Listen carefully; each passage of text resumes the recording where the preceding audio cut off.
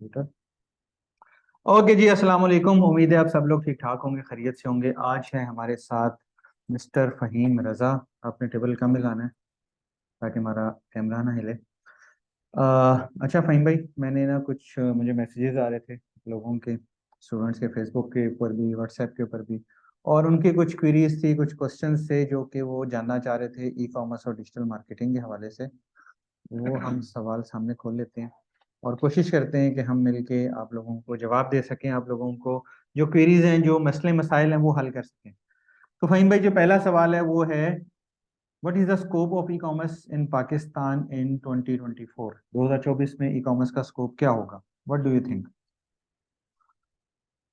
2024 में e commerce का scope तो बहुत ज़बरदस्त है उमर साहब। अच्छा। आप अपने जो प्रोजेक्ट्स आपने इनिशिएट किए हैं अभी आप हम्म। खुद देख लें कि अभी आप फेब आपका स्टार्ट हुआ है। हम्म। आपने सेल्स का कुछ डाटा अभी शेयर भी किया था रिसेंटली मेरे ख्याल हम्म। में। तो एक बहुत बड़ा नंबर अचीव किया और ये बिल्कुल इनिशियल लेवल के जो ब्रांड्स हैं उनके ऊपर आप काम कर रहे हैं। तो 2024 का जो स्टार्ट है वो ई कॉमर्स के अंदर बहुत ज़बरदस्त किस्म का अच्छा, हो रहा है। थोड़ा सा फ़हीम भाई, डाटा ये भी है कि जो हमारा पिछला साल था वो ऑलमोस्ट 0.9 बिलियन डॉलर के करीब, 1 बिलियन के करीब पहुंच गया था। और उम्मीद ये की जा रही है जो 2024 है ई कॉमर्स में, वो ऑलमोस्ट 3 बिलियन के करीब जाएगा। $3 बिलियन। ठीक है, आपका टोटल जो ई कॉमर्स का इकोसिस्टम है वो। ठीक है, तो इसमें स्कोप बहुत ज़्यादा है और बहुत ज़्यादा पोटेंशियल है। और मैं फ़हीम भाई अक्सर बच्चों से ये कहता हूँ कि आप अभी ये नहीं समझो कि आपका ई कॉमर्स पाकिस्तान में चल रहा है या पीक के ऊपर है या वो फ्लोरिश कर रहा है। बिल्कुल। अभी ये चलना शुरू भी नहीं हुआ। और वैसे भी हम ठीक है। अपने पिछले सेशंस के अंदर भी बच्चों को ये बात समझाते रहे हम्म। कि आप इस नंबर को क्यों देखते हैं या आप उसका स्कोप इस तरीके से क्यों देखना चाहते हैं कि यार कि ये वही क्वेश्चन है जो 2022 में भी बच्चे कर रहे थे कि अच्छा जी अब 22 में ई कॉमर्स का क्या स्कोप है, हम्म। 23 में क्या है, फिर अब बात वही करेंगे 24 में क्या स्कोप है। हम्म। बात ये है कि आप स्टार्ट तो लेना। आई थिंक जो इन लोगों का ये सवाल या मेंटेलिटी है ना, वो इस चीज़ को लेके है कि ई कॉमर्स की पेनिट्रेशन कितनी पाकिस्तान में हो चुकी है, कितनी फैल चुकी है, या वो सेचुरेट हो चुका है। ठीक है। अच्छा, सेचुरेशन पाकिस्तान में ई कॉमर्स की मेरे नाकिस इल्म और ख्याल के मुताबिक 2040-45 में सेचुरेशन होना स्टार्ट होगी। ठीक है। अभी तक कोई सेचुरेशन नहीं है, अभी तक कोई कंपटीशन नहीं है। ठीक है, इतना रूम खाली है लोकल ई कॉमर्स में कि आप लोगों की सोच है। नहीं, ठीक है। वो सेचुरेशन मतलब क्या ओवरऑल ई कॉमर्स की बात कर रहे हैं या किसी सर सर, स्पेसिफिक नीश की बात कर रहे हैं जिनमें नहीं देखें, ये। सेचुरेशन जो मुझे बच्चों की बात से समझ आता है ना, वो यही आता है कि यार एक प्रोडक्ट हम बेच रहे हैं, वो 10 बंदे और भी बेच रहे होंगे, हमारी प्रोडक्ट कौन कोई क्यों खरीदेगा, और वो सारी चीजें। ठीक है। तो खैर, सेचुरेशन का जिस तरह अमेजोन पे या ईबे पे वो फैल चुका है वो अब। तो हम पहले भी इस अब चीज देखें, को। अमेजोन ईबे के ऊपर पूरी दुनिया बेच रही है। ठीक है। पूरी दुनिया बेच रही है, पूरी दुनिया की जितनी मार्केटिंग, एडवर्टाइजमेंट, बजट स्पेंडिंग होती है, उसका 60% से ज़्यादा सिर्फ आपके यूएसए में स्पेंड किया जाता है। ठीक है। तो पूरी दुनिया यूके यूएसए को टारगेट करके वहाँ पे एडवर्टाइजमेंट करती है। तो वहाँ पे ऑब्वियसली एक सेचुरेशन बनती है, एक सेचुरेशन होती है। ठीक है। यहाँ पे सेचुरेशन का कोई कॉन्सेप्ट दूर दूर तक नहीं है अभी।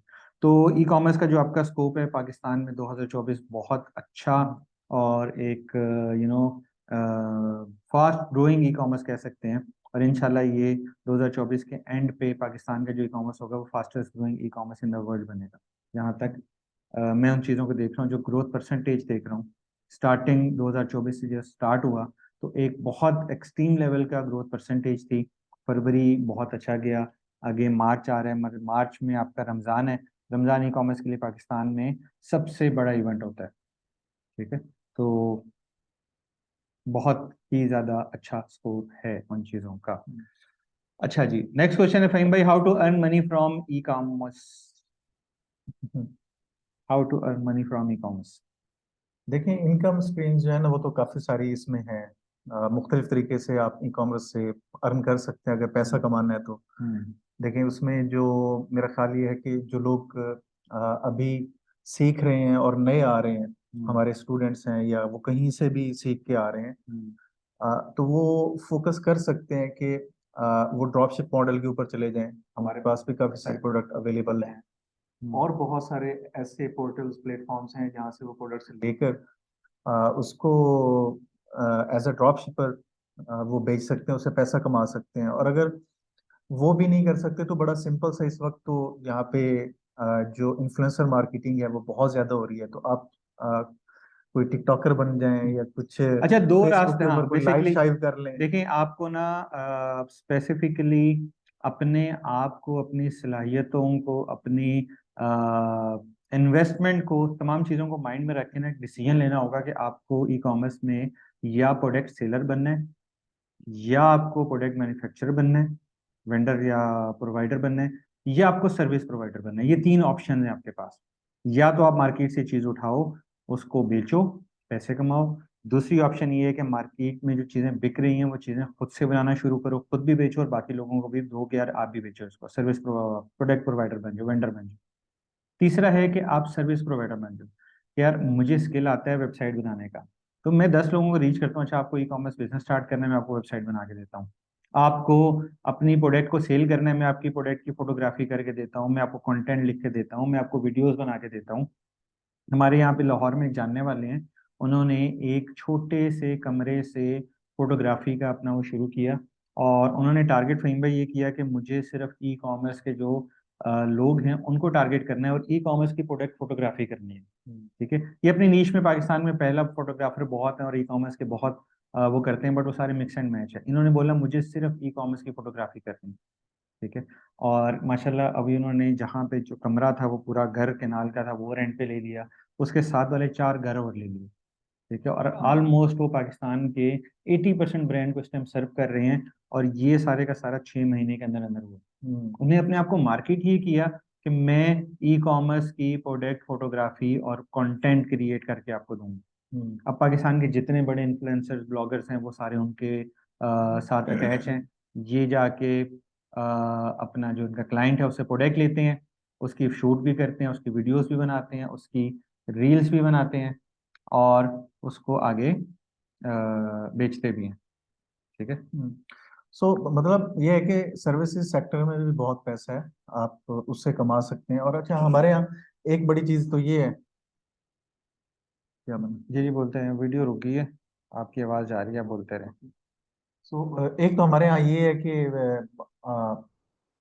इंडस्ट्री में जो लोग नए आ रहे होते हैं, बच्चे आ रहे होते हैं, वो कुछ सीख रहे होते हैं, कुछ सीख के कुछ करने के चक्कर में आते हैं, तो वो अ, एक एक बड़ी अमाउंट जो है ना वो अपने सामने रखते हैं कि हमें तो बस इतना कमाना है। ये नहीं है कि एक छोटी अमाउंट के साथ भी आप जा सकते हो, 10,000, 15,000, 20,000, 25,000।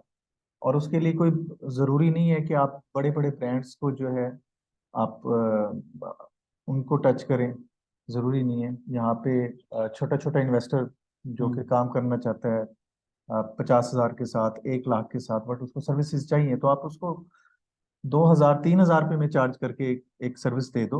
हम्म। ठीक है, और इस तरह आप 10-15 लोगों को अगर आप ऑन बोर्ड कर लेते हो तो एक अच्छी हैंडसम अमाउंट जो है वो आप बना सकते हो। अच्छा जी, नेक्स्ट क्वेश्चन है, फहीमी टाइम बहुत कम है तो हम जल्दी जल्दी कोशिश करेंगे इन क्वेश्चंस के आंसर दे दें। How to start our on business and how to do sourcing. देखिए, सोर्सिंग के लिए लोकली अगर आप सोर्सिंग करना चाहते हो, आपके पास बहुत सारे प्लेटफॉर्म्स हैं, लाइक ड्रॉप शिपिंग प्लेटफॉर्म्स हैं। ठीक है, आप उनको एक्सप्लोर कर सकते हो। आपके पास दराज है, दराज को ट्रीट करो एज अ होलसेल मार्केट, वहाँ से प्रोडक्ट देखो कौन सी चीज़ आपको अच्छी लग रही है, कौन सी प्राइसिंग अच्छी लग रही है, उसको लोकल मार्केट से आप जाके लेना चाहते हो। तो ये आपके डिफरेंट सोर्सिंग के क्राइटेरियाज होते हैं। बिजनेस स्टार्ट करने के लिए आपको शॉपिफाई का एक स्टोर चाहिए, शॉपिफाई का स्टोर बनाओ, $1 पर मंथ में आपका स्टोर बनता है फॉर 3 मंथ्स। ठीक है, और फेसबुक चैनल बनाओ, सॉरी ये फेसबुक का बिजनेस अकाउंट बनाओ, उसको उसके साथ अटैच करना है और एडवर्टाइजमेंट स्टार्ट कर देनी है। ठीक है, तो starting is not an issue, उसको चलाना और उससे पैसे कमाना ये मसला है। बहुत सिंपल प्रोसेस है, बस जस्ट आपको फॉलो करना चाहिए। इज देयर बहुत एनी वे अच्छी। To start a business without investment. बिल्कुल बगैर इन्वेस्टमेंट के भी आप बिजनेस स्टार्ट कर सकते हो। ठीक है, अब फिर मैं आपको अपनी एग्जांपल देता हूँ कि मैंने एक बिजनेस स्टार्ट किया विद जीरो इन्वेस्टमेंट। ठीक है, अब जीरो इन्वेस्टमेंट का ये मतलब नहीं होता कि उसमें 1 रुपया भी नहीं लगता, बट उसको मैंने एक तरीकेकार से किया। मैंने एक क्रेडिट कार्ड बनवाया और उस क्रेडिट कार्ड की लिमिट थी 1 लाख रुपया। उस क्रेडिट कार्ड को मैंने शॉपिफाई पे लगाया और उससे ही मैंने फेसबुक मार्केटिंग की। ठीक है। और जो मैं कुछ प्रोडक्ट बाय कर की थी ना मैंने, वो भी मैंने कार्ड से बाइंग की, उसकी कार्ड से परचेजिंग की। तो मेरे लिए तो वो 1 लाख की जो लिमिट थी, वो 40 से 50 दिन के लिए बैंक मुझे दे रहा है। मुझे जो पैसा बैंक में देना है वो 40-50 दिन बाद देना है, बगैर इंटरेस्ट के जो अमाउंट होती है। और 50 दिन बाद अगर मैंने 1 लाख की शॉपिंग की है तो बैंक मुझे कहता है मिनिमम आप डिपॉजिट 8,000-9,000 का करवा दो, तो आपके जो इंटरेस्ट है इन पैसों में वो नहीं लगेगा। ठीक है। तो इस तरीके कार से आप जीरो इन्वेस्टमेंट के साथ भी प्लान कर सकते हो। बट प्लान क्या है, क्या सामान होगा, कहाँ पे बेचोगे, एडवर्टाइजमेंट बजट क्या होगा, प्लानिंग क्या होगी, वो प्लानिंग आपके लिए सबसे ज्यादा जरूरी है। तो अच्छा, बगैर मेरे ख्याल ये इन्वेस्टमेंट के भी हो सकता है। और मैं यहाँ पे ऐड करूंगा कि बगैर इन्वेस्टमेंट के हम्म जितने भी लोग आते हैं बात यही करते हैं कि बगैर पैसों के हम कैसे कारोबार कर लें ना। तो जैसे हमने पहले डिस्कस किया कि जरूरी नहीं है आप लेट से आप जो हमारा प्लेटफॉर्म है डिप्लॉयर्स का, उसके स्टोर से आप प्रोडक्ट्स लें, अपने फेसबुक, इंस्टाग्राम और टिकटॉक के अकाउंट्स बनाएं। जो टाइम आप वहाँ पे ऐसे स्क्रोलिंग में लगाते हैं ऐसी चीज़ों को, तो वहाँ पे ये प्रोडक्ट्स वगैरह वहाँ पे डाल के अच्छे टैग्स डाल हम्म। के उसको शेयर करना शुरू करें। कहीं पे पैसा नहीं लग रहा, अगर आपको कोई 10 दिन में एक दो ऑर्डर्स भी आ जाते हैं तो एटलीस्ट आपको करना आ जाएगा और आगे जाके आप इसको कन्वर्ट कर लेंगे। 5 best product to sell on e commerce platform to earn in millions in 2024। अच्छा, 5 प्रोडक्ट मैं आपको बता दूं। आपकी फैशन अपैरल, नंबर 1। नंबर 2 आपका ज्वेलरी, मेकअप, कॉस्मेटिक्स, आपके अंडरगारमेंट्स और ऑर्गेनिक प्रोडक्ट्स। ठीक है। और छठा मैं आपको एडिशनली बता देता हूँ, होम एंड बेडिंग। 7वां डिकोर, ठीक है, डेकोरेशन पीसेज या वॉल क्लॉक्स और इस टाइप की चीज़ें। और 8वां फाइन भाई, बहुत सारी गैजेट्स प्रोडक्ट्स है, गैजेट्स गैजेट्स हो गैजेट्स सकते हैं, गैजेट्स इलेक्ट्रॉनिक्स सबसे इलेक्ट्रॉनिक गैजेट्स। नंबर बड़ा ठीक है। है अच्छा, पाकिस्तान इलेक्ट्रॉनिक मार्केट में। गैजेट्स में ना 2-3 इश्यूज हैं। अक्सर लोग इलेक्ट्रॉनिक गैजेट्स को समझते हैं सिर्फ मोबाइल एसेसरीज या कंप्यूटर एसेसरीज। मोबाइल एसेसरीज में कभी मत जाना छोटे बजट के साथ, क्योंकि आपको बहुत बड़ी रेंज चाहिए होती है। इलेक्ट्रॉनिक्स में बेतहाशा चीज़ें आ जाती हैं जिनको आप बड़ी इजीली बेच सकते हो, जिसमें आपके अ, ये फैंसी किस्म के लाइट बल्ब्स जो होते हैं, ठीक है, आप वो यूज़ कर सकते हो। आप इसके अलावा छोटी जो आपकी इलेक्ट्रॉनिक मशीनरी होती है आप वो यूज़ कर सकते हो।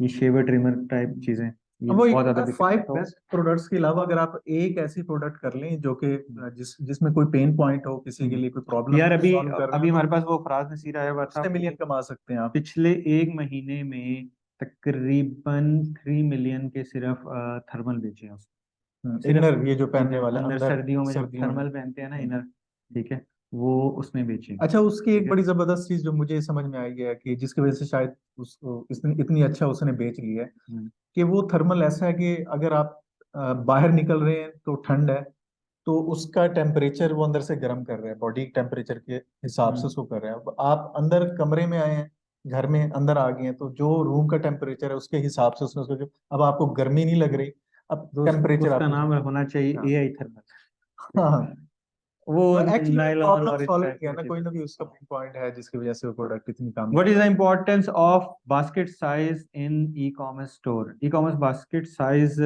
मैटर इम्पोर्टेंट आपके एनालिटिक्स, आपके प्लानिंग और इन चीज़ों में मैटर करता है। आप किस एवरेज बास्केट साइज के ऊपर खेल रहे हो, आपके बाइंग पावर के हिसाब से, आपकी ऑडियंस सिलेक्शन। अगर मैं एक चीज़ 70,000 की बेच रहा हूँ, ठीक है, तो उसकी जो ऑडियंस है वो बिल्कुल डिफरेंट हो जाएगी। अगर वही प्रोडक्ट मैं 600-700 में 70 रुपये में बेच रहा हूँ तो उसकी ऑडियंस बिल्कुल डिफरेंट हो जाएगी। मेरे पैरामीटर, मेरे डायनामिक्स, मेरे प्लानिंग्स, सब चीज़ें बिल्कुल डिफरेंट हो जाएंगी। मैंने फ़हीम भाई एक ऑर्गेनिक वेबसाइट के ऊपर काम कर रहा हूँ, उसके ऊपर मैंने जो प्रोडक्ट थी वो 600-700 की प्राइस रेंज पे रख के उसको मैं सेल कर रहा था। तो अब मेरे पास ना कुछ 2 महीने 3 महीने पुराना स्टॉक इकट्ठा हो गया था, विंटर का समर आ रहा है वो नहीं बिकना। तो सबके ऊपर सेल लगाई, वो 60-70 रुपए की अपनी कॉस्ट है उसकी, सबकी मैंने लगा दी 99 रुपीज, है। सेल लगा दी। ठीक है। अब मेरे पास एक दिन में 600 ऑर्डर गिर रहे हैं, उसका जो एवरेज बास्केट साइज है वो 99 रुपये।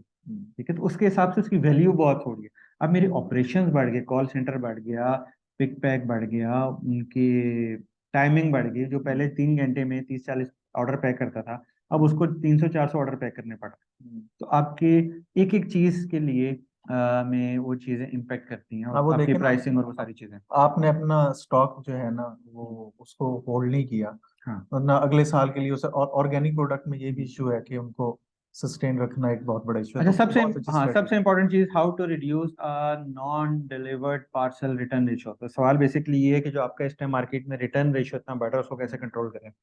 देखिए, रिटर्न रेशियो बढ़ने के दो तीन आपके पैरामीटर्स होते हैं, आपने उनको माइंड में रखना है। सबसे पहले कि आपके पास कौन से शहरों से या कौन से गांव देहातों से रिटर्न ऑर्डर आ रहे हैं, जो ऑर्डर वापस आ जाते हैं। ठीक है, रिटर्न ऑर्डर का ये मतलब नहीं कि वो दोबारा ऑर्डर कर रहे हैं, रिटर्न का मतलब कि वो नॉन डिलीवर है और वो आपके पास रिटर्न आ रहा है। ठीक है, तो आपने एक हफ्ता, 2 हफ्ते या एक महीने की कैंपेन चलाई, आपके पास 20%, 25% रिटर्न रेशियो आ रहा है। आपने उन रिटर्न ऑर्डर्स का डाटा निकाला कि कौन से शहर से आपके पास रिटर्न आ रहा है, नंबर वन। नंबर टू, कि आपने उन रिटर्न वाले कस्टमर्स को कॉल करनी है। ठीक है, अच्छा, ज्यादा मसला ये है कि रिटर्न रेशियो 40-50% उनका होता है जो कि कंफर्मेशन कॉल नहीं करते। ठीक है, तो एक फार्मूला जो मैंने खुद से अपने लिए बनाया हुआ है, वो फार्मूला आप अपने लिए अप्लाई करो जब आप एसएमई हो या आपके पास छोटे नंबर ऑफ ऑर्डर्स हैं, कि डिस्पैच करने से पहले एटलीस्ट 2 कॉल्स कस्टमर के पास जाएं आपकी तरफ से कंफर्मेशन, एक उसके पास व्हाट्सएप मैसेज जाए, और डिस्पैच करने के फौरन बाद तीसरी कॉल जाए आपकी तरफ से। ठीक है, जैसे ही ऑर्डर आया, विद इन 6 और या 7 और या एक टाइम पीरियड रखो, 12 घंटे के अंदर अंदर मुझे कस्टमर को कॉल करके कंफर्म करना है। सलामकुम जी, फहीम साहब यहाँ से बात कर रहा हूँ, आपने ऑर्डर प्लेस किया था, कंफर्म कर दूँ? हाँ जी सर, आपका ये कंप्लीट एड्रेस है, ये फ़ोन नंबर है, इसके अलावा एक एडिशनल फ़ोन नंबर आप और ऐड करा देंगे, अगर आपका मोबाइल ऑफ हो या नहीं मिल रहा हो तो हम दूसरे नंबर पर रब्ता कर लें। फिर कंप्लीट एड्रेस, पाकिस्तान में कोई ऐसा एड्रेस नहीं है कि जो कि मकान number, house number, plot number, block number इसके बगैर हो।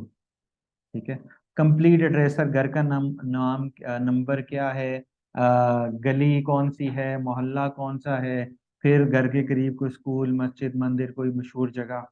ठीक है, तो कोशिश करें उसके कंप्लीट एड्रेस लेने की। ठीक है, फिर आप देखें यार, मुझे चकवाल से रिटर्न ज़्यादा आ रहे हैं, मैं फेसबुक मार्केटिंग में जाके एड्स में जाके चकवाल को माइनस करूँ, मुझे वहाँ पे ऐड ही नहीं दिखाना, वहाँ का रिटर्न ज़्यादा आ रहा है। गिलगित बल्तिस्तान वाली साइड से ऑर्डर्स आते हैं, बट वो रिटर्न वहां से ज्यादा आता है। ठीक है, तो अब मैंने अपने बच्चों को ये बोला हुआ है, जो गिलगित बल्तिस्तान से ऑर्डर आता है उनको बोलो कि आप इजी पैसा करो में पैसे, हम पाकिस्तान पोस्ट से आपको भिजवाएंगे। ठीक है, पाकिस्तान पोस्ट से 100% कन्फर्म मिलता है, मिलता है वो 2.5 साल बाद है, बट कन्फर्म मिल जाता है। बट तरीकाकार है हर चीज का। ठीक है, तो उन तरीकेकार को यूटिलाइज करें, उन तरीकेकार को इस्तेमाल करें। ठीक है, उसके बाद रिटर्न आता है तो कस्टमर से कॉल करके पूछें, फॉलो अप करें, शिपर एडवाइस करें।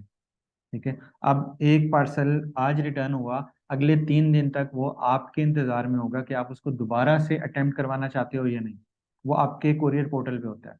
ठीक है, और दूसरी हम यहाँ से बात करें कोरियर पोर्टल की, मैं शायद क्वेश्चन में देख रहा था, आगे भी एक सवाल था कि पाकिस्तान में अच्छा कोरियर कौन सा है। सारे कोरियर अच्छे हैं और सारे कोरियर बुरे हैं। ठीक है, कोई भी कोरियर परफेक्ट नहीं है, ना हो सकता है। अब इसकी मैं कुछ आपको रीजंस बता दूं, कि जो आपका कोरियर बेसिकली फहीम भाई चलता है राइडर्स के सर के ऊपर।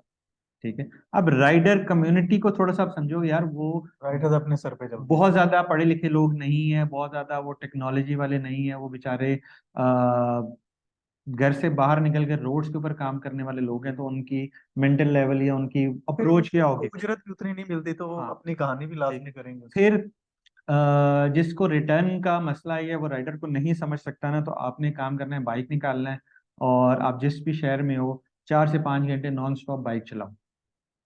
ठीक है, फिर क्या होता है, एक घर के बाहर गया, बेल बजाई, हाँ जी बाजी पार्सल है, तो बाजी ने को आधा घंटा उससे इंटरव्यू लेना है, कहाँ से आया, किसने ऑर्डर किया था, कितने का, इसमें क्या है, अच्छा मुझे दिखाओ, फिर बाजी अंदर गई, फिर वो पहले मारेगा, बाजी पैसे दे दो।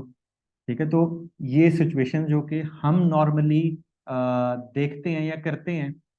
ठीक है, अब मेरे ऑफिस में आया, मैं उस टाइम एक मीटिंग में था, मुझे कॉल आ रही है, मैंने कॉल काट दी, तो उसका मैसेज आया, जी राइडर हेयर अपना पिक कर लो। मैंने अपने ऑफिस में ऑफिस बॉय को बोला कि यार ये पार्सल पिक करके इसको पैसे दे दो।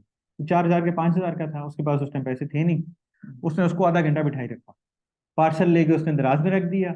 वो अब बेचारा कह रहे यार मुझे पैसे दो, मैं जाऊं से बोल, वो आएंगे सर तो पैसे देंगे, तो आप बैठे रहो इधर। ठीक है, तो ये अपने साथ जरा एक्टिविटीज करके देखो, और फिर आपको पता चलेगा कि तेल और आटा किस भाव बिकता है। ठीक है, दूसरा, कि आपके पिछले साल 1.5 साल में पेट्रोल की प्राइसेस बढ़ी हैं, बट जो आप डिलीवरी के पैसे कुरियर कंपनी के द्वारा किया, वो पैसे बढ़े हैं या नहीं बढ़े?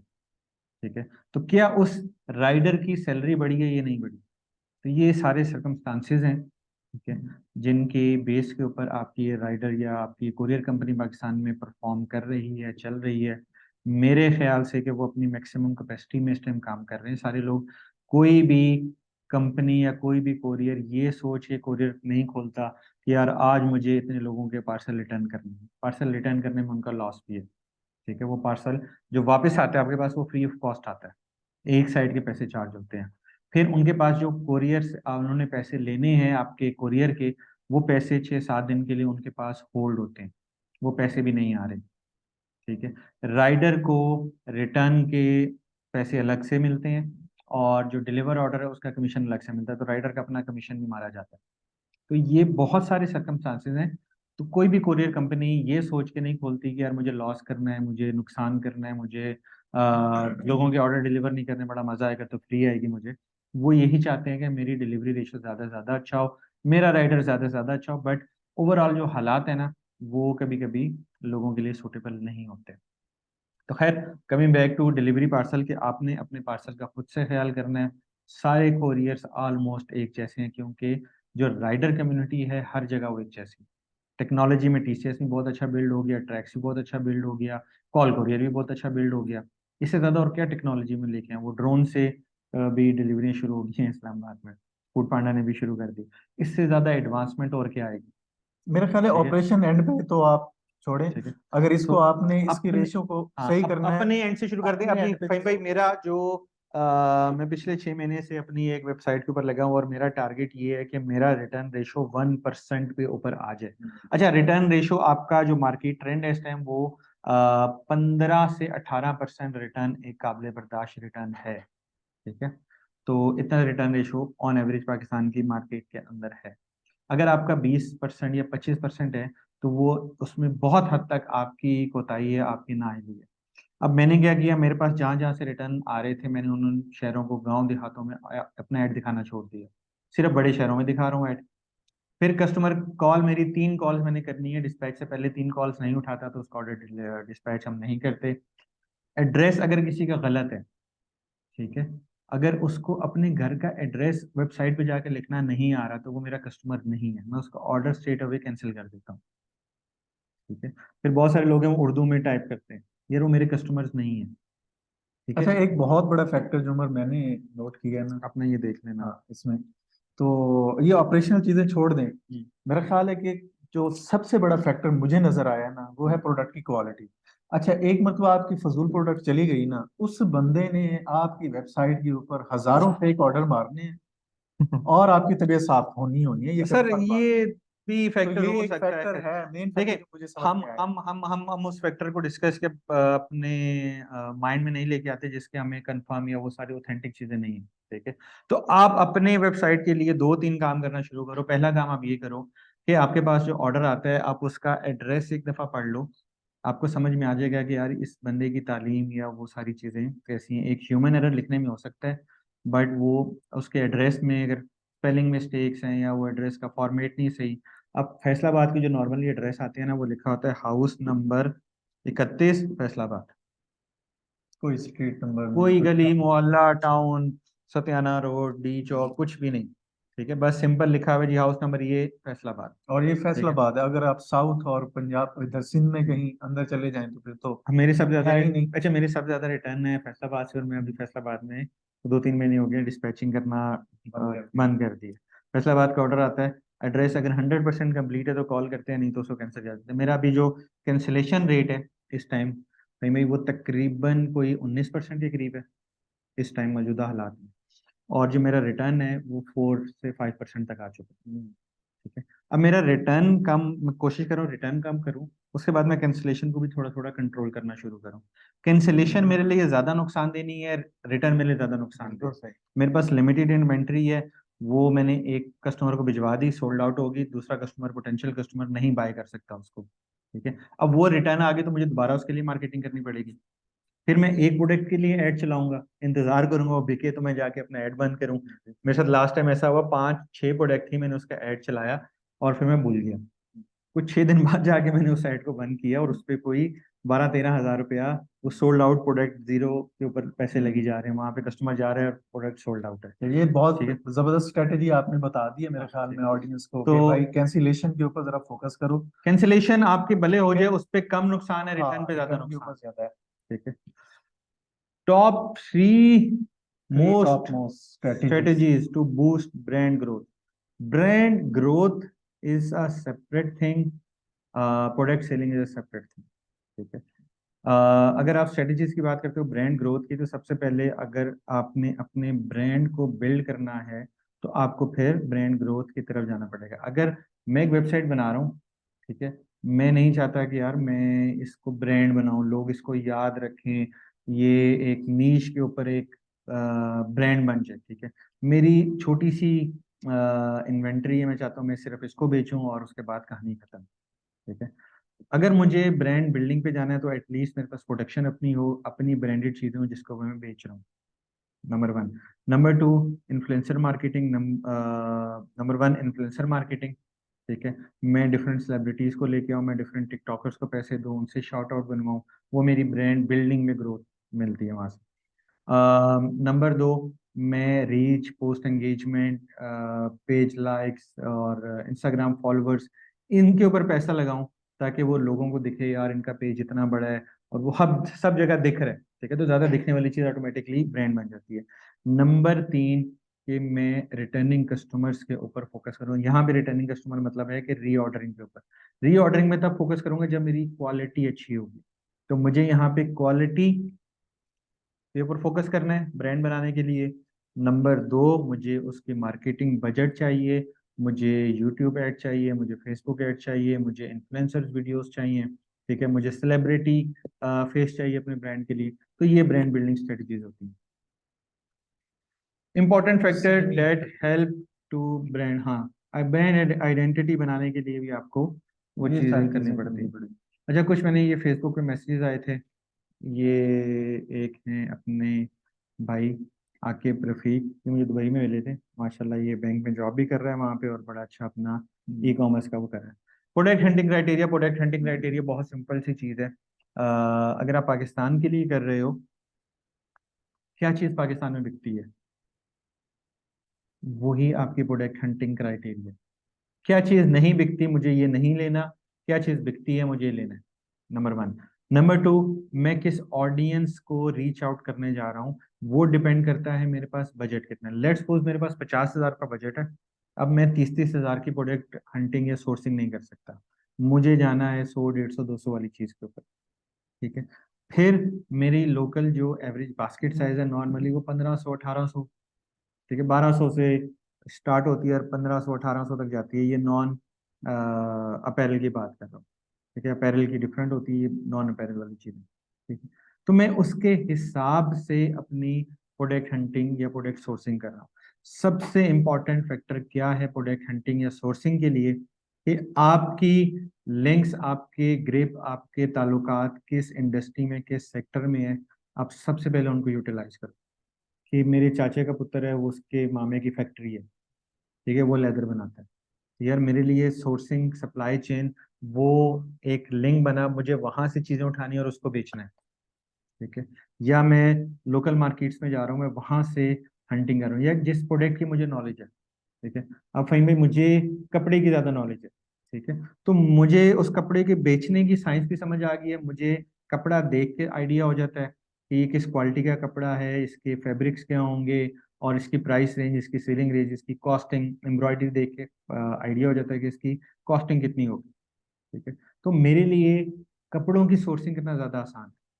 अब बहुत सारे लोग हैं जिनके लिए मोबाइल फोन या टेक्नोलॉजी या वो उन चीज़ों में हो जाता है। मुझे तो आईफोन 13 और 14 और 15 का फर्क नहीं पता, वो सारे एक जैसे लगते हैं। ठीक है। बट जिसको इन चीज में इंटरेस्ट है, वो दूर किसी की जेब में होगा ना, बता देगा इसकी जेब में ये फोन है। मैं गाड़ियों का ना पीछे से, अक्सर गाड़ियां मुझे नहीं समझ आती कौन सी है, तो मैं पीछे जाके ना डिग्गी में नाम लिखा होता पढ़ता हूँ, अच्छा ये वाली गाड़ी है।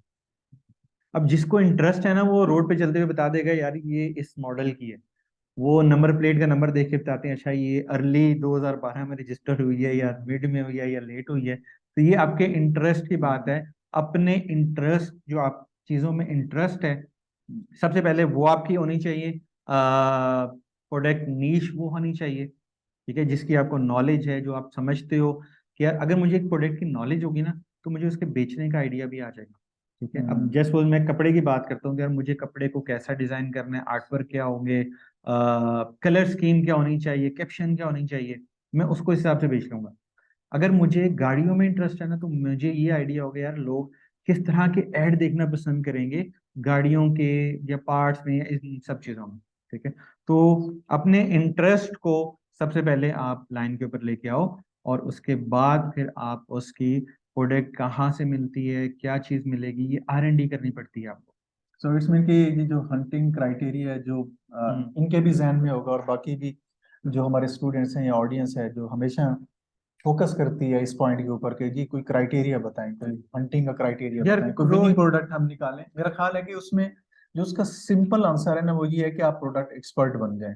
हम्म, ठीक है, और ये आप भूल जाएं कि पाकिस्तान के अंदर कुछ भी बेचना चाहेंगे वो बिकता है, छोटी से छोटी चीज किसी भी नीच में, किसी भी किस्म की प्रोडक्ट वो बिकती है। इसमें तो कोई शक शुबे वाली बात नहीं है। बिल्कुल बट अगर जिस प्रोडक्ट के अंदर आप एक्सपर्ट हैं उसको आप लेकर आए, मार्केट में लॉन्च करें और उसमें आप कोशिश करें। बेचने की। बिल्कुल एग्जैक्टली। और ये क्यों नहीं बिक रहा मतलब लग रहा। अच्छा जी, अगला सवाल फहीम भाई।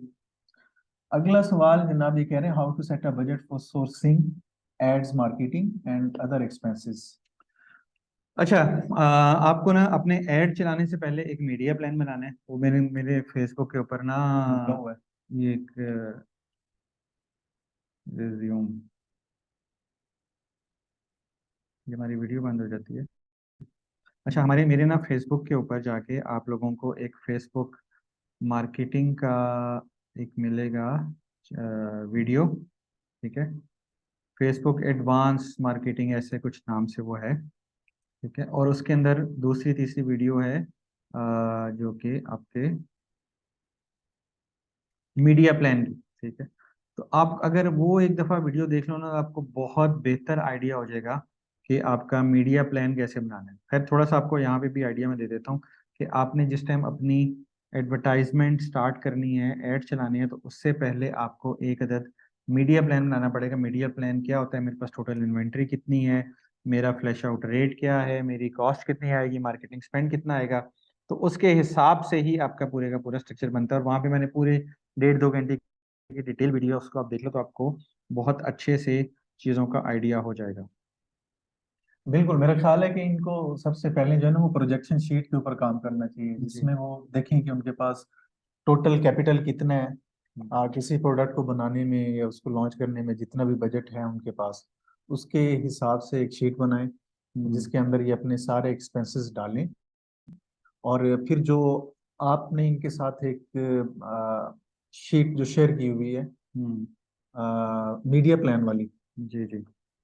और फिर उसके अकॉर्डिंगली देखें कि उनका जो मार्केटिंग का बजट है वो क्या होगा, हम्म। और बाकी एक्सपेंसेस, ऑपरेशनल कॉस्ट, इनके HR की कॉस्ट, कोरियर की कॉस्ट, बाकी जितनी भी कॉस्ट हैं वो हम्म, सारी उस शीट के अंदर डाल के और फिर उसको लेके चले आएंगे। ठीक है।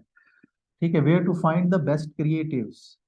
क्रिएटिव्स के लिए आपके पास कैनवा है, आप कैनवा को यूटिलाइज करें। ठीक है, थोड़ी बहुत ही वीडियो एडिटिंग, अब तो बहुत सारे फेसबुक ये मोबाइल के ऊपर टूल्स भी हैं। AI की बहुत सारी आपको वो मिल जाएगी, वीडियो मेकिंग एनिमेशन वाली और इस टाइप की चीज़ें। तो अच्छा, क्रिएटिव्स आपका जो सबसे मेजर रोल है वो आपका है ही क्रिएटिव्स का।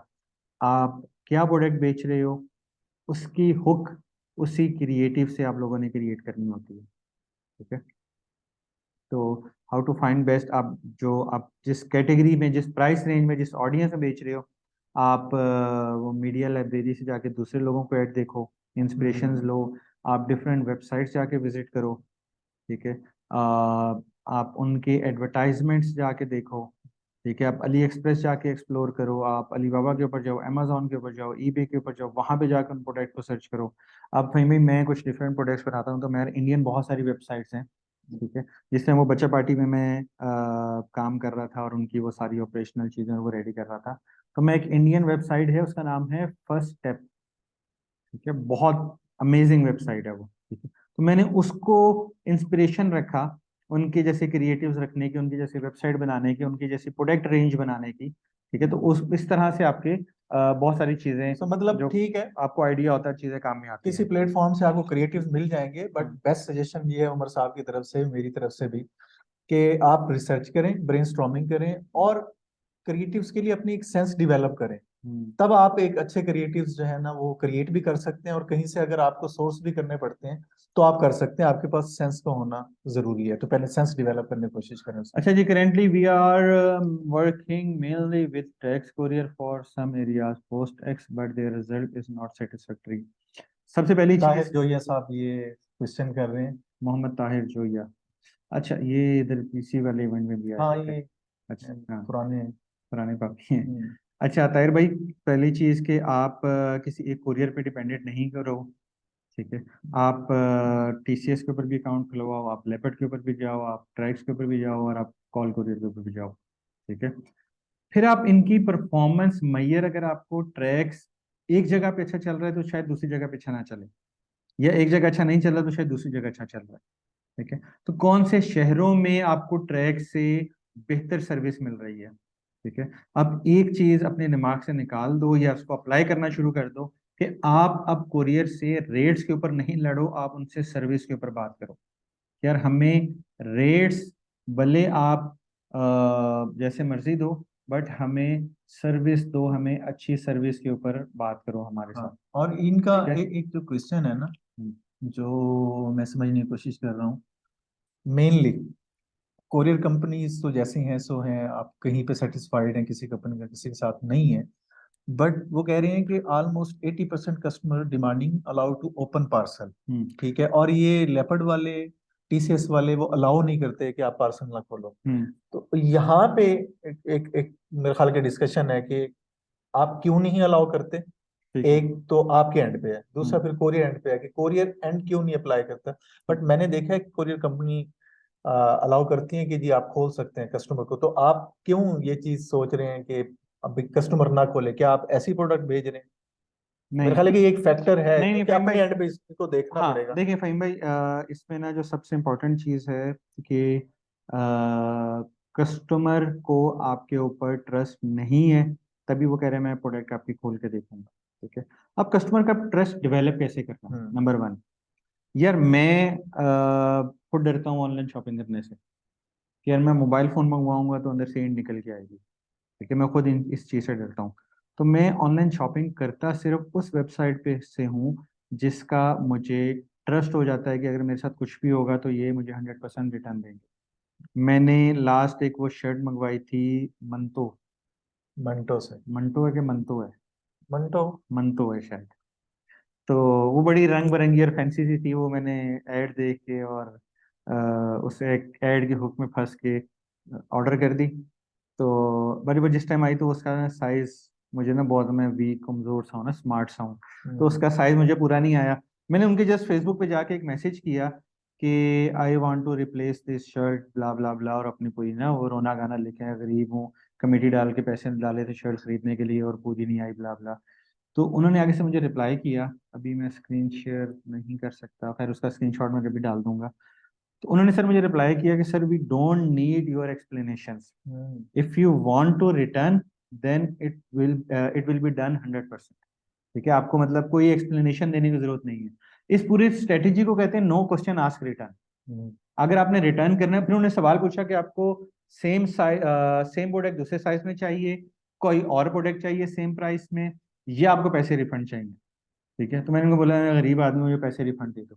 उन्होंने बोला कि ठीक है, हम आपसे पिकअप कर लेंगे, या आप इस एड्रेस पे भिजवा दो। ठीक है, और तीसरी, हाँ, ये दो ऑप्शन दी थी। ठीक है, और अपना अकाउंट नंबर शेयर कर दो, जैसे ही हमें प्रोडक्ट मिलेगी हम क्यूसी करेंगे और आपके पैसे आपको दे देंगे। मैंने बोला ठीक है यार, मेरे अपना कोरियर में अकाउंट है, मैंने उनसे एड्रेस लिया, उनको यहाँ से कोरियर शिप किया। 2 दिन बाद उनको मिला, तीसरे दिन बाद उनका ईमेल आ गई, मैसेज आ गया कि जी आपका प्रोडक्ट में रिसीव हो गया, वेयर हाउस में गया है, क्यूसी होगी, उसके बाद हम आपको report, as it is pack ही था, वो टैग शैग लगे हुए थे। अगले दिन पैसे अकाउंट में आ गए, मेरा ट्रस्ट डेवलप हो गया। अब नेक्स्ट टाइम मैं आंखें बंद करके लूंगा वहां से। ठीक है। अच्छा, नंबर वन आपको क्या करना है ट्रस्ट गेन करने के लिए, अपनी वेबसाइट को एक प्रोफेशनल लुक वाली वेबसाइट बनाओ। ठीक है, आपके एफओक्यूज का पेज हो, आपके टर्म्स एंड कंडीशंस मेंशन हो, रिटर्न पॉलिसी लिखी हो, एक्सचेंज पॉलिसी लिखी हो, ट्रैक योर ऑर्डर की एप्लीकेशन, आपने बहुत सारी ऐप्स हैं उनको यूज करो, ट्रैक योर ऑर्डर। फिर व्हाट्सएप का नंबर गिवन हो, आपके कॉल सेंटर का नंबर गिवन हो, कोई आपको कॉल कर रहा है, आपको मैसेज कर रहा है फेसबुक के ऊपर, इंस्टाग्राम के ऊपर, व्हाट्सएप के ऊपर, तो 100% आप अवेलेबल हो। अब अवेलेबल नहीं हो तो कम से कम ऑटोमेशंस लगा लो, ये नो कस्टमर मैसेज करते रहे और आप उसको रिप्लाई नहीं कर रहे। ठीक है, नंबर 1 कि आप अपनी तैयारी कंप्लीट कर लो। आपके क्रिएटिव्स, आपके स्पेशली कंटेंट अंग्रेजी, अब तो चैट जीटीपी ने जिंदगी आसान की हुई है। ठीक है, एक स्टूडेंट मेरे पास आया था जी, मेरा रिटर्न रेशो बहुत ज़्यादा है और ये मसले मसाइल हैं। उसकी मैंने वेबसाइट खोली, उसकी हर प्रोडक्ट के ऊपर ना दराज का इतना बड़ा बड़ा लोगो लगा, ये डिफरेंट और ब्रांड्स का वाटर मार्क लगे हुए थे। उसको इतनी सेंस नहीं थी, यार मैं एटलीस्ट फोटोशॉप करके इनको रिमूव कर लूँ या वो प्रोडक्ट ढूंढ, वो इमेजेस ढूंढ लो जिसमें कोई वाटर मार्क ना हो। ठीक है, तो ये छोटी छोटी चीजें जो कि कस्टमर का ट्रस्ट गेन करती है या लूज करती है, पहली चीज ये। दूसरी चीज ये कि कुछ कोरियर कंपनी ने अभी आपको अलाउ कर दिया है कि आप उनको रिक्वेस्ट करोगे कि मेरे पार्सल को कस्टमर खोल के देख सकता है, पसंद आएगा तो रख लेगा, नहीं तो रिटर्न कर देगा, बट उसमें हर चीज की जिम्मेदारी आपके ऊपर है। ठीक है, लेट्स सपोज आपने 5,000 रुपए की एक आइटम को कस्टमर को भेजा, और मैं ज्यूम कर लेता हूँ कि आप घड़ी बेच रहे हैं। ठीक है, कस्टमर वहां पे गया, उसने राइडर गया, उसने खोल के दिखाया पार्सल, उसको घड़ी पसंद नहीं है, उसने वापस डब्बे में डाली और उसी तरह राइडर को दे दी। अब राइडर ने क्या किया, मार्केट से 100 रुपए की घड़ी ली, वो आपके डब्बे में डाली, 5,000 की घड़ी अपनी जेब में डाली। बोला जी ये तो राइडर ने, उसने कस्टमर ने जैसे वापस किया था मैं तो लेके आ गया हूं आपके पास, अब प्रूफ कहाँ पे करोगे इसको कि नहीं मेरी घड़ी ये नहीं थी, मेरी घड़ी ये थी। ठीक है, वो तो आपसे बंद पार्सल लेके जा रहे हैं ना, उसको नहीं पता कि अंदर 50,000 वाली चीज है, 5 लाख वाली चीज है कि 5 करोड़ वाली चीज है। उसको सिर्फ आपकी सीओडी अमाउंट जो आपके सीन पे लिखी हुई है, कस्टमर ने मुझे कैश ऑन एडवांस पे कर दिया, मैं इसको जीरो पे भिजवा रहा हूँ। अब अंदर 10 लाख वाली चीज है, 20 लाख वाली चीज है, उसके राइडर के पास पैक लिफाफा जा रहा है, उसको कुछ नहीं पता अंदर क्या है। ठीक है, तो अगर आप ये रिस्क लेना चाहते हो तो मोस्ट वेलकम, आप ले सकते हो, बट जो यहाँ पे ये टर्म कुरियर की तरफ से है, एसओपी है कि कस्टमर पे किए करने से पहले उसको पार्सल को खोल नहीं सकता और पार्सल खोला हुआ वापस नहीं होगा। ठीक है, सर हमारे साथ ऐसा हुआ कुछ ये फैशन अपैरल उसमें ही कि यार एक कस्टमर ने, वो 5-5 7 हज़ार के कपड़े थे, उसने 6-7 जोड़े मंगवाए थे, कोई शादी का इवेंट माइक माइक भी हो, तो उसने बोला, पार्सल खोलने के बाद उसने रिटर्न कर दिया। ठीक है, कि यार नहीं मुझे ये साइज नहीं था या ये नहीं था, आप इसको वापस कुरियर वाले को वापस कर दिया। अब वो 7 थे जो हमें वापस आए थे ना, वो 3 मिले। ठीक है, अब उस कस्टमर ने हमें एडवांस पे किया था। अब कस्टमर ने कहा जी मैंने आपको 7 जोड़े दिए थे, हमने कहा जी हमें 3 जोड़े मिले हुए हैं। कुरियर कंपनी से बात करने से बोला जी जो कस्टमर ने हमें आपका पार्सल दिया वो एज इट इज वापस आ गया, हमारे पास कोई लाइव कैमरे नहीं लगे हुए या कोई ट्रैकिंग नहीं है। खैर उसको हमने वापस पकड़ा था वेट से, कि क्योंकि वेट हर ये इन आउट पे ना कुरियर वाले वेट करते हैं उसका। तो जिस टाइम हमने उनको पार्सल दिया था तो उस टाइम उसका 6 किलो या 7 किलो वजन था, और जिस टाइम वो रिटर्न के बाद वापस कोरियर में वेयर हाउस में इन हाउस हुआ था तो उसका 3 किलो वजन था। या तो कस्टमर ने खाया या राइडर ने खाया।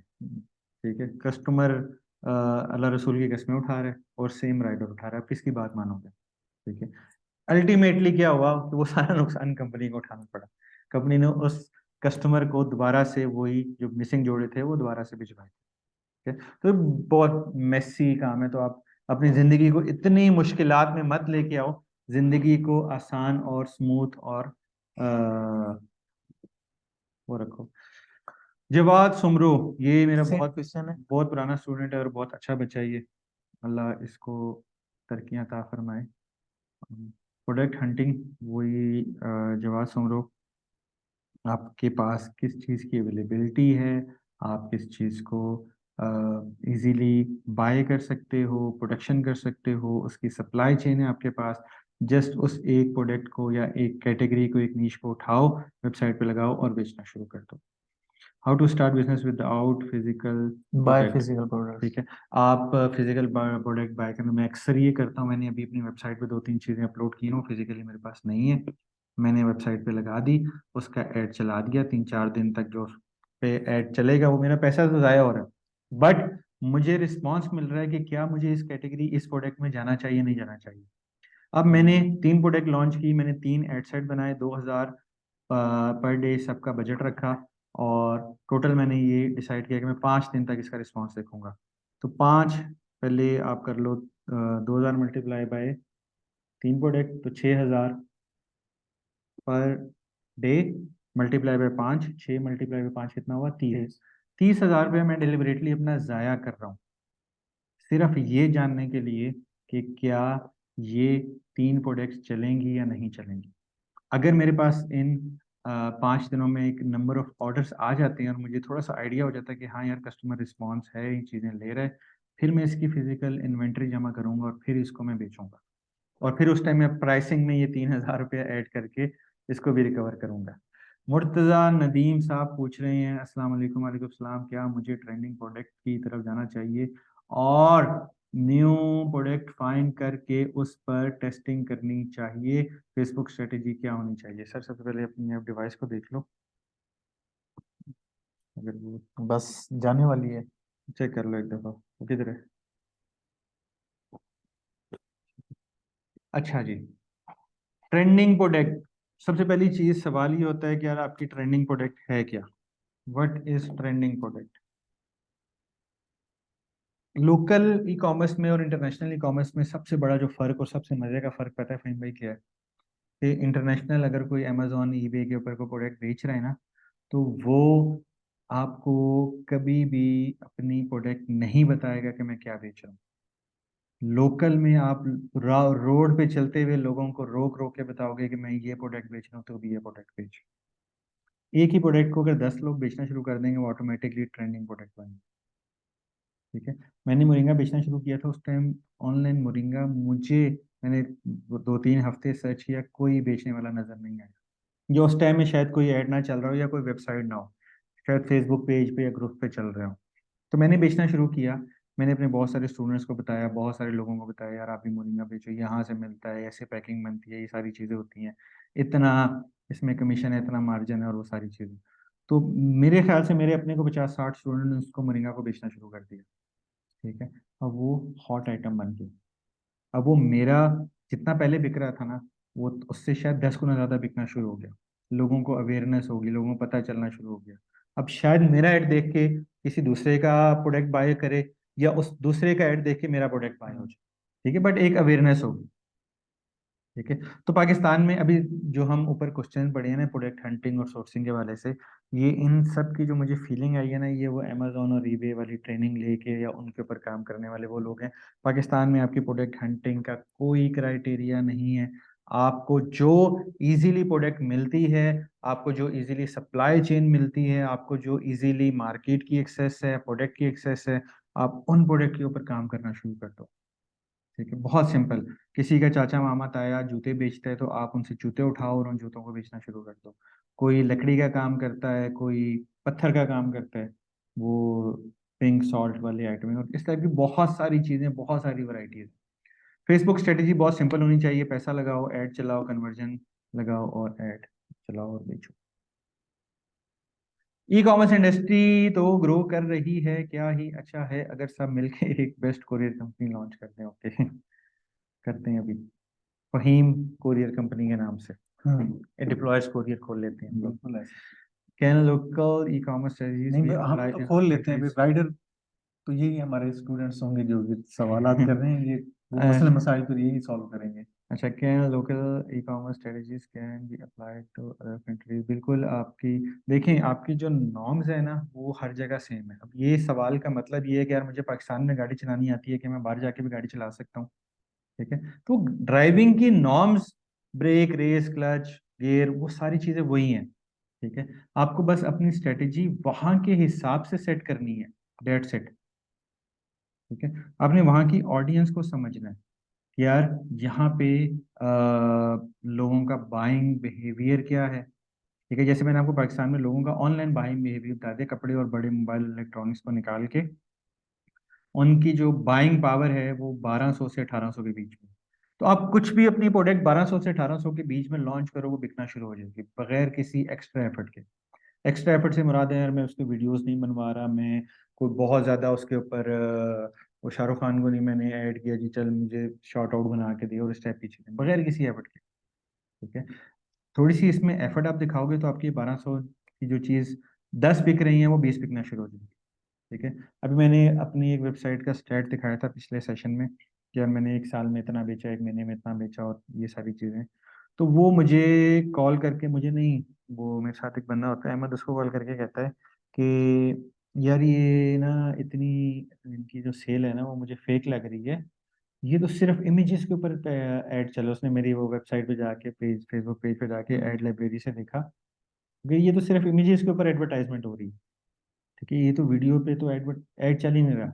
अब मैंने क्या किया, मैंने सिर्फ उनकी एक सिंपल एक इमेज बनाई, उसके ऊपर ऐड चलाया, मुझे रिस्पॉन्स मिल रहा है, मुझे एक्स्ट्रा एफर्ट करने की जरूरत क्या है? क्योंकि मेरी हर प्रोडक्ट की बहुत लिमिटेड इन्वेंट्री है। मैं 100 200 300 पीस बनवाता हूँ, वो बिकता है, मैं फिर दूसरी आइटम बनवा लेता हूँ। मैं आइटम बहुत कम होता है जो कि रीस्टॉक कर रहा हूँ या उसमें चीज़ें कर रहा हूँ। तो मैं पिछले फहीम भाई को 1.5 साल में तक, 2 साल में ऑलमोस्ट कोई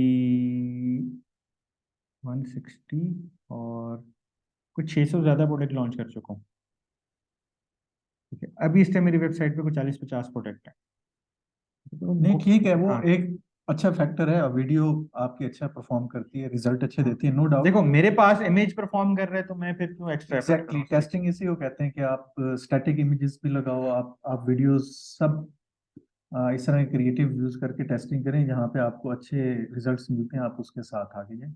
वैसे कितनी देर का हो गया सेशन? चलिए, ये थोड़े एक दो क्वेश्चन रह गए, खत्म करें इनको। टाइम नहीं आ रहा होता। अच्छा,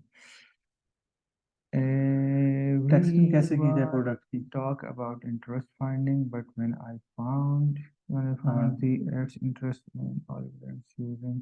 अबाउट टारगेटिंग। नंबर वन, आपको कैसे पता चल रहा है कि बाकी ब्रांड्स ब्रॉड टारगेटिंग यूज कर रहे हैं? फेसबुक आपको कहीं भी ये नहीं बताता।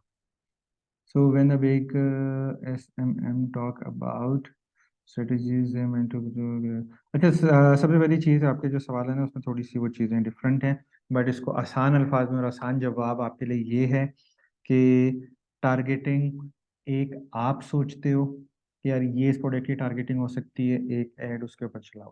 ठीक है, उस ऐड को डुप्लीकेट करो, दूसरा उस ऐड को बनाओ आप बिल्कुल ब्रॉड के ऊपर चलाओ। फेसबुक को डिसाइड करने दो कि ये आपका ऐड कहाँ पे चलेगा, किस ऑडियंस को दिखेगा, रिस्पॉन्स कहाँ से आएगा। ठीक है, और मैं आपको शर्तिया कह सकता हूँ कि जो ब्रॉड के ऊपर ऐड चला रहे हो उसका रिजल्ट आपको ज़्यादा मिलेगा। ठीक है, कहीं जाके आपको ये चीज़ें देखो, ये कोई हार्ड एंड फास्ट रूल नहीं है। फेसबुक पे जो सबसे मज़े की बात और जो सबसे बुरी बात भी है वो यही है कि ये हिट एंड रन है, ये हिट एंड ट्राई है। ठीक है, हर रोज रात को 12 बजे आपका एड रीन्यू हो जाता है, उसकी ऑडियंस रिफ्रेश हो जाती है, एड्स के फाइंडिंग रिफ्रेश हो जाते हैं, वो पिछले दिन की फाइंडिंग को मेमोराइज रख के अगले दिन न्यू वर्किंग कर रहा होता है। यार पिछले दिन मुझे लाहौर से टोटल 10 ऑर्डर आए थे, लाहौर से 3 ऑर्डर आए थे, तो मेरा जो अगले दिन की स्पेंडिंग होगी ना उसका 30% लाहौर में ही होगा। या इस एज ग्रुप के बंदे ने, इस टारगेट के बंदे ने, इस ऑडियंस ने इतना बाय किया, मैं उसको दोबारा से टारगेट करूं। अब वो लेट्स सपोज नहीं, वो जलसे पे गए हुए हैं, वो वाले सारे लोग वो नहीं बाय करते। ठीक है, तो फेसबुक फिर क्या करेगा? तो फेसबुक का अपना एक एल्गोरिदम सिस्टम है और जो बहुत ज़्यादा स्ट्रांग हो रहा है, और अगले कोई 4 5 महीने में शायद आपको ये टारगेटिंग और ये सारी चीज़ें फेसबुक निकाल दे। ठीक है, अभी आपके एडवांटेज प्लस की कैंपेन चल रही है, आप उसको बना के कभी देखो, तो उसमें आपसे कोई टारगेट, कोई एज ग्रुप, कोई कुछ भी नहीं पूछ रहा, जेंडर भी नहीं पूछता। वो सिर्फ कहता है कि भाईजान क्या चाहिए, ऑब्जेक्टिव क्या है वो बताओ, पैसे कितने लगा रहे हो वो बताओ, और क्रिएटिव भी खुद उठा रहेगा कैटलॉग से, कुछ और कोई सवाल नहीं पूछता आपसे। ठीक है, अपने पिक्सल को वार्म कैसे करें? पिक्सल को वार्म करने का जो 2 3 तरीके कार हैं वो ये हैं कि आप पोस्ट एंगेजमेंट लगाते हो, अपनी ऑडियंस को एड लगाते हो, अपने फेसबुक के जो फॉलोअर्स हैं उनको टारगेट करते हो, अपनी वेबसाइट के ऊपर लैंडिंग पेज जो ऑब्जेक्टिव होता है, ठीक है, व्यू लैंडिंग पेज, उसके ऊपर आप ट्रैफिक ऐड चलाते हो। ठीक है, तो आपका जो बॉटम फनल है वो फिलअप होता रहता है, वो बढ़ता रहता है। ठीक है, तो तो इसको आप ऑडियंस वार्म अप कहते पिक्सल हैं। पिक्सल को वार्म ठीक है, अप करना है तो पैसे भी लगाएं और उसको भगाएं कुछ देर के हाँ लिए। कुछ देर के लिए भगाए। अभी आज मेरे पास एक बंदा आया हुआ था, उसकी एक वेबसाइट है, पिछले महीने उसने तकरीबन को 10 मिलियन की सेल किया, वो कह रहा है मुझे 20 मिलियन की सेल करनी है। अभी वो रमज़ान का फैक्टर है, सेल लगी हुई है और सारी चीज़ें अब उसमें चल रही थी। अब उसको मैंने एक छोटा सा प्लान ये बना के दिया कि आपके इस महीने का जो टारगेट है, अभी आपकी वेबसाइट के ऊपर सेल लगी हुई है करंटली, उस सेल को रिमूव करो, सारी चीज़ें फुल प्राइस के ऊपर ले जाओ। आपकी टोटल इस महीने की जो स्पेंडिंग का बजट है उसका 30% आप फुल प्राइस पे लोगों को ऐड दिखाओ। आपके हर क्रिएटिव में बड़ी बड़ी प्राइस लिखी होनी चाहिए कि ये प्रोडक्ट 7,000 का है। कम से कम 10 दिन तक आपका ये ऐड चलना चाहिए। और इस 10 दिनों में अगर सेल आपको को मिल जाती है तो वो बोनस है। ठीक है, सेल को दिमाग से निकाल दो इन 10 दिनों के लिए। अगले जो 10 दिन है इस महीने के लास्ट के, जो ऑब्वियसली उस टाइम रमजान सेल थोड़ी सी वो चीज़ें पीक के ऊपर आ जाएंगी, उस टाइम आप वही 7,000 वाली चीज़ का जो ऐड दिखाए उसकी कस्टम ऑडियंस को 50% या 30% डिस्काउंट दिखाओ। वो चीज़ आपकी टिकट आइटम की तरह बिकेगी। तो ये बेसिकली आपकी सारी स्ट्रेटेजीज हैं कि आप जिनको यूज़ करते हो। आई थिंक ये आखिरी सवाल है। आप मार्जिन कैसे डिसाइड करते हैं? फॉर एग्जांपल प्रोडक्ट कॉस्ट 600 की है, 200 शिपिंग है, मैनेजमेंट कॉस्ट 20 है, एड कॉस्ट 500 है, ये प्रोडक्ट कॉस्ट इज 300। ये मैंने दो तीन वैसे वीडियोस डिफरेंट डिफरेंट उसमें प्लेलिस्ट में मेरे फेसबुक के ऊपर पड़ी हुई है। ठीक है, इसको आप अपना प्रॉफिट कैलकुलेटर भी कह सकते हो, या प्रोडक्ट कॉस्टिंग, या ये फिजिबिलिटी भी आ सकती है। ठीक है, मेरा सॉरी। ख्याल है कि पहले इनको ग्रास मार्जिन जो है ना वो काउंट करना चाहिए, और उसके बाद अपनी मार्केटिंग जैसे आपने बताया होगा मुख्तलिफ अपने सेशंस के अंदर, कि आप पहले अपनी जो है ना वो ग्रास मार्जिन निकालें जिसमें आपकी प्रोडक्ट की कॉस्ट आएगी, आपकी ऑपरेशनल कॉस्ट आएगी, और बाकी एक्स्ट्रा जो भी कॉस्ट वगैरह है वो डालें, और एक एक ग्रॉस मार्जिन पहले काउंट कर लें। उसके बाद आप जो आपकी मार्केटिंग की कॉस्ट है, एक्सपेक्टेड जो भी आपको समझ में आए वो डाल के और कैलकुलेट कर लें, तो वो नेट कॉस्ट भी उनकी निकल आएगी, मार्जिन निकल आएंगे, नेट मार्जिन। इसको अगर आप फहीम भाई थोड़ा सा रिवर्स इंजीनियरिंग के फार्मूले पे लेके जाओ। ठीक है, कि यार एक चीज लेट्स सपोज मैं बेच रहा हूँ, वो मार्केट में बिकती है 1,200 रुपए की। ठीक है, ठीक है। मुझे वो बेचनी है 1,000 रुपए की। ठीक है, मुझे वो उसकी सोर्सिंग जो उसकी प्रोडक्ट कॉस्ट है जो मैं 1,000 की बेच रहा हूँ, मुझे वो 250 में चाहिए। ये ठीक है, असल ठीक जो है, बिजनेस है वो यही है कि आपकी बाइंग कितनी अच्छी है। ठीक है, अगर आप अच्छे बाय कर लेते हो तो फिर आप अच्छा सेल भी कर लो। ठीक है। तो आप उल्टे फार्मूले से चलो। आप ये नहीं चलो यार मुझे 200 की मिल रही है तो मैं 800 की बेचूंगा तो ये चीजें होंगी। मैं 800 की बेच रहा हूँ, अब मुझे 200 की मिलनी चाहिए या 150 की मिलनी चाहिए। इस फार्मूले के ऊपर आ जाओ। ठीक है, आपकी सारी कॉस्टिंग और आपकी सारी कैलकुलेशन बड़ी आसान हो जाएगी। शिपमेंट कॉस्ट आप मूव कर रहे हो अपने कस्टमर के ऊपर, अगर कस्टमर के ऊपर फ्री शिपमेंट दी हुई है तो उसकी प्राइसिंग में आप वो शिपमेंट कॉस्ट ऐड कर देते हो। ठीक है, मैनेजमेंट कॉस्ट आपके जो फ्लायर्स, प्रिंटर और कॉल सेंटर और ये चीज़ें एक्स्ट्रा एक्सपेंसेस लगते हैं, ओवरहेड चार्जेस हैं वो। फेसबुक ऐड आप अपने मीडिया प्लान से उसकी कैलकुलेशन करते हो कि मेरी कॉस्ट कितनी होनी चाहिए, मेरे पास कॉस्ट कितनी आ रही है, एक्चुअल में कितनी आ रही है, मेरी टारगेटेड क्या थी, और मैं एक्चुअल और टारगेटेड कितना क्लोज, कितना प्लस या कितना माइनस है। नेक्स्ट प्लान मैं उस हिसाब से बनाता हूँ, और मेरी जो सेलिंग प्राइस है उसमें से ये सारी मेरी कॉस्टिंग निकल के आके मेरे पास एक नेट मार्जिन बन जाता है। ठीक है, और कोई सवाल? आखिरी वाला क्वेश्चन बहुत अच्छा था, बहुत बेसिक लेवल का था। ये जितने भी स्टूडेंट्स हैं वो ये क्वेश्चन करते हैं, उनको पता नहीं होता कि हम ये चीज़ बेचने जा रहे हैं, हमें बचेगा क्या, वो यही हम्म, देख रहे होते हैं। सो मेरा ख्याल है कि इसको हम थोड़ा सा मजीद भी एलेबोरेट करें तो उसमें आप लेट्स सपोज आप ये कहो कि आपके पास 1 लाख रुपए है, ठीक है, हम्म, और उसका आपने बिजनेस करना है।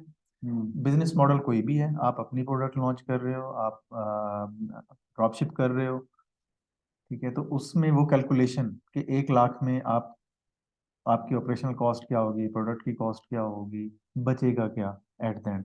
हम्म, मेरा ख्याल है कि वो ठीक है अपनी जगह पे, बट इसमें जो मेन फैक्टर है वो आपके टाइम टाइम जो है ना वो आपका मेन फैक्टर है, क्योंकि आपको थोड़ा टाइम लगता है उस गोल को अचीव करते हुए। और बिजनेस कोई भी है, मेरा ख्याल है कि वो हमेशा नेगेटिव से स्टार्ट होता है, हम्म, और उसका जो पहला स्टॉप होता है वो आपका ब्रेक इवन होता है। तो आपने ये कैलकुलेट करना है कि मैं ब्रेक इवन पे कब पहुंचूंगा। बिल्कुल ठीक है। ठीक है, तो ये एक छोटी सी सजेशन मेरा ख्याल है, इस तरीके से कैलकुलेट करें। खैर मैं कोशिश करूंगा कि मैं इसके जो प्रॉफिट कैलकुलेशन है इसके ऊपर पूरा एक सेशन अलग से रिकॉर्ड करके पूरा एक्सेल का फॉर्मेट बना के आपको एक्सेल की फाइल भी दे दूं और आपको मैं ये सारी चीज़ें समझा भी दूं। ठीक है, चलिए जी, thank you so much. Session हमारा काफ़ी लंबा हो गया तो जल्दी मुलाकात होगी एक नए और सेशन के साथ हमारे लिए। आपके कोई भी क्वेश्चन हो, कोई भी सवाल हो, आप इसी वीडियो के नीचे अपने वो क्वेश्चन और अपने वो सवाल डाल दीजिएगा। अगर कोई क्वेश्चन मिस हो गया हो हमसे तो हम नेक्स्ट टाइम कोशिश करेंगे। अगर आप हमारी राय से इख्तिलाफ करते हैं, आपका कोई और पॉइंट ऑफ व्यू है, तो ऑब्वियसली हर बंदे का वो तो अपना ज्यादा अच्छी बात है। पॉइंट ऑफ व्यू है, आप वो चीज़ भी नीचे लिख सकते हैं। हम लोग उस पर भी कर लेंगे। और अगर आपने हमसे लड़ाई करनी है तो हम फिर लाइव वीडियो के ऊपर आ जाएंगे। ठीक है, ताकि हम फिर लाइव लड़ाई कर सकें। ठीक है, थैंक यू बिल्कुल। फहीम भाई, थैंक बहुत यू वेरी शुक्रिया मच, आपका। Thank thank you you very much audience, sir. Allah Hafiz.